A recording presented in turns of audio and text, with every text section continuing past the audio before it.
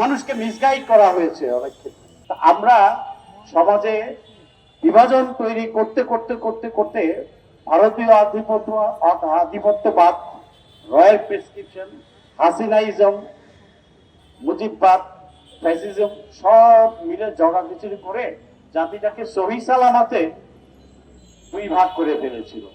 অনেকেই গিয়ে আশ্রয় নিয়েছে, মুক্তিযোদ্ধারাও গেছে, আর চুক্তিযোদ্ধা খাট যোদ্ধারাও ওই পারে আরামায় এসেছিলেন।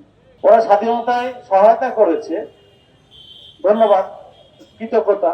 আমরা তো বলি নাই তোমাদের প্রতি অকৃতজ্ঞ না, তোমরা আমাদেরকে সাহায্য করেছো, সেটা তো আমরা অস্বীকার করি না। বই পুস্তকেও না, পেপারেও না, মুখে মুখেও না, পল্টনেও না, ঘরে বাইরেও না, কোথাও না। হ্যাঁ, এটা বাস্তব সত্য।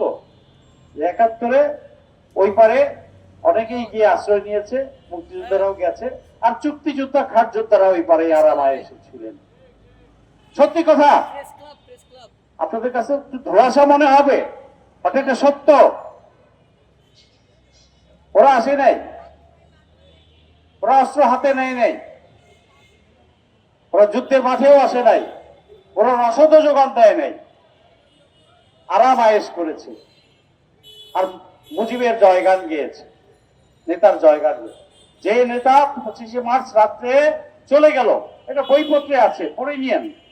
তাজউদ্দিনের মেয়ে লিখেছে তার বইতে, লিখে নিয়েন, পড়ে নিয়েন, সব জায়গায় আছে, আরো অনেক জায়গায় আছে। আমার কথা না, বাস্তব সত্য।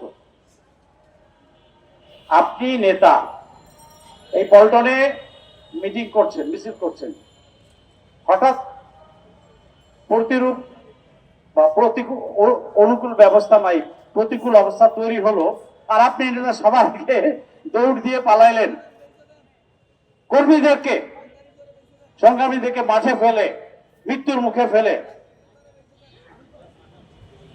তাহলে আপনি কিসের নেতা? সে কি প্রকৃত নেতা? তর্ক বিতর্ক অনেক থাকবে জানি, আমি সকল তর্ক বিতর্ককে আমি সম্মান জানাই। আমার ভিন্ন মতের কেউ তার মত প্রকাশ করবেই, তার বলে এই না যে তাকে আমার মেরে ফেলতে হবে। নো, এটা তো সভ্যতা হতে পারে না। আমার এই ছোট বোন আমার সাথে একমত নাও হইতে পারে, সমস্যা নাই। তার কাছ থেকে, তার প্রতিবাদের ভাষা থেকেও আমার কিছু শেখার আছে, যদি আমার শেখার ইচ্ছা থাকে। ওই প্রজ্ঞা, ওই পরিমাণ প্রজ্ঞা মেধা যদি কারো না থাকে, সে বিরোধী মতকে দমন করতে চাবেই। অশিক্ষিত কুলাঙ্গার যদি সরকারে বসে, সে তো চাবেই বিরোধী দলকে হত্যা করতে।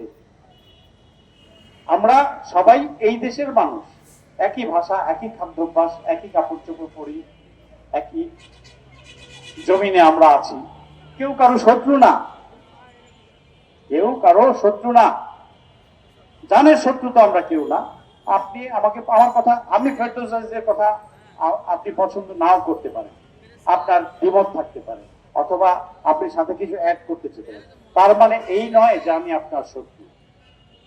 আমরা সমাজে বিভাজন তৈরি করতে করতে করতে করতে ভারতীয় আধিপত্যবাদ, রয়্যাল প্রেসক্রিপশন, হাসিনাইজম, মুজিববাদ, ফ্যাসিজম সব মিলে জগাখিচুড়ি করে জাতিটাকে সহি সালামতে দুই ভাগ করে ফেলেছিল। দুই ভাগ করে কখনো কখনো 3 ভাগ 4 ভাগও করেছে। এক জাতি, 18 কোটি লোকের দেশ, বিরাট শক্তি, এটা বিরাট শক্তি। জুলাই 24-এর পরপর আমাদের কোন জেলায় আমার খেয়াল নাই, বর্ডার এলাকায় বিএসএফ একটু দুষ্টামি করছিল, খেয়াল পরে সোশ্যাল মিডিয়াতে আসছিল।